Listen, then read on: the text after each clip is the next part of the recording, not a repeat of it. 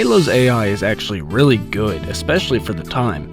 When you think of a modern game's AI, you think of some dumb shit idiot robot that is there as target practice, or the masterpiece that is Oblivion.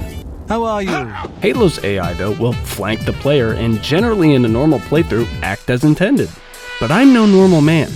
I eat ashes. I'm going to show you some cool spots and weird AI quirks in Halo.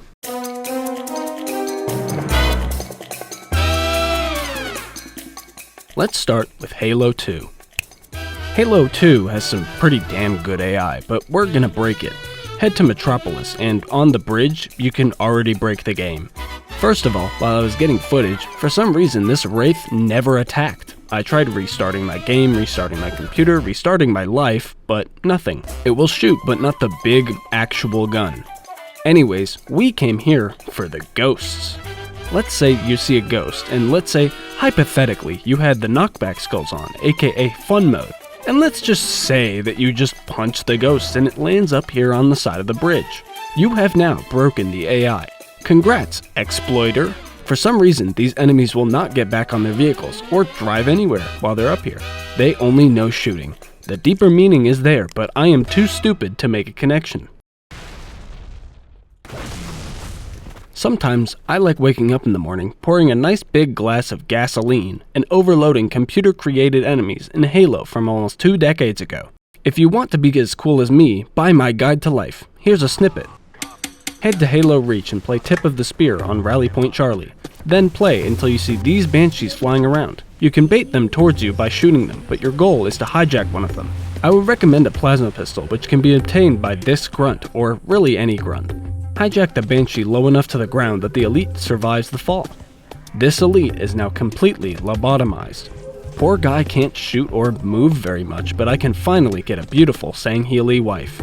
George, however, is a massive racist and will continue to shoot the poor defenseless armed elite, but you can body block his shots, and even push the elite up to the top of the spire.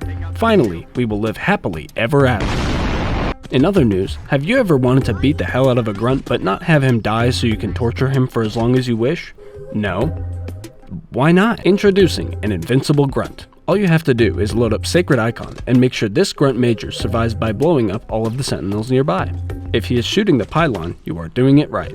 Once he destroys the pylon and it activates, make sure he doesn't jump down, and he is now invincible. You can shoot him, melee him, blow him up, but he will survive. As long as he is inside this area, he will never die. Oh hey, didn't see you there. You look like the— oh my god, what the fuck was that? You look like the kind of loser that needs a companion. Luckily our new AI chatbot will help you Reddit in peace. No, not that kind, Jesus! That kind. This little guy will follow you everywhere and judo kick the shit out of galactic zombies for you. All you have to do is kill him.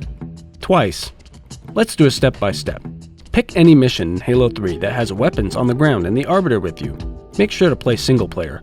I chose Halo because there are a bunch of weapons and the Arbiter at spawn.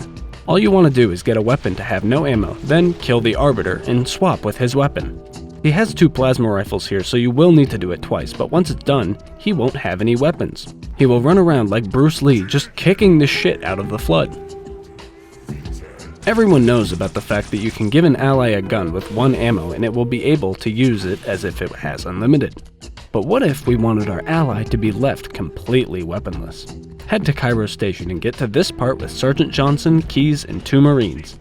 This works best with the Magnum. Now once you've killed the Covenant in this corridor, rapidly trade weapons with the Marines and sometimes he will perform a beautiful move. Wow, this is also possible on Regret. Once you get some Marines to this part, kill all the enemies and the Marines will walk inside the submarine. Walk outside and through the wall, trade with them. It works best with a plasma pistol from my testing. My personal favorite of these is on the level Metropolis. Play through the level making sure this warthog stays alive for ease of access. Drive until this part and destroy the wraiths and wait until this door is open. Park the warthog like this and walk up the staircase until the second segment. Walk back and the tank should have spawned. Quickly get the driver out and he should have no weapons. Once the Scarab has passed, get him in the passenger seat in the Warthog and voila! A beautiful A-pose performance. I tried taking this up to the Scarab battle, but the corridor is way too small for the Warthog. The funniest way to make an enemy weaponless is the one exclusive to Halo 2 LASO. You don't even want to try doing this. What happens is when an enemy gets stuck with a plasma nade, they have a chance to drop their weapon and run towards the player. But the enemies on LASO have way too much health and just kinda survive and walk around. Now what do I do when I walk around? Personally, I like playing Soda Drinker Pro while AFK. I just recently hit 10,000 hours of this poor PC running every night since September 2020. I am also the first to do so. Where were we? Oh yeah. I just gotta turn out the lights for ambience. Welcome. Tonight we will find the biggest secrets about the scariest parts of Halo. On the mission Winter Contingency in Halo Reach, play from mission start with the Acrophobia skull enabled. Then, once you get past this part, jump onto this rock and you should see the jackal that makes all of the noise inside this house. After many trials, I finally got one that works. You can shoot him, and once you kill him, this will happen. What a horrible fate. One of the scariest things about Halo is the Flood. Or at least it would be, especially in Halo 2, considering they get shot like they're made out of tungsten, if not for one simple trick. On the level Quarantine Zone, if you take a ghost from mission start to here, then grab this ghost, also grab a rocket launcher for clearing some enemies out. Go to this part of the level just before the gondola, then clear the enemies out, making sure to keep a ghost in good condition. Otherwise, this glitch is much harder to pull off. Then, once this door opens, get one of these flood forms to get on the hood of your ghost. Then drive into the next section with the flood form on your hood, and its AI will shut down. It will just sit there looking onward, perchance questioning life itself.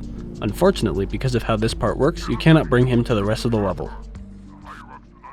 There are way too many instances of enemies breaking, like these two getting stuck when me and my friend were playing Halo 3 ODST. Oh, one broke free. Or the time the Pelican on Exodus meant to save these civilians killed one of them because a jackal was standing behind it. I'll leave this one with an unrelated but cool bug. If you play the first level of Halo CE on easy or normal, skip this cutscene and hold E next to or in the pod before it shuts. You get to see Headless Master Chief. Thanks for watching.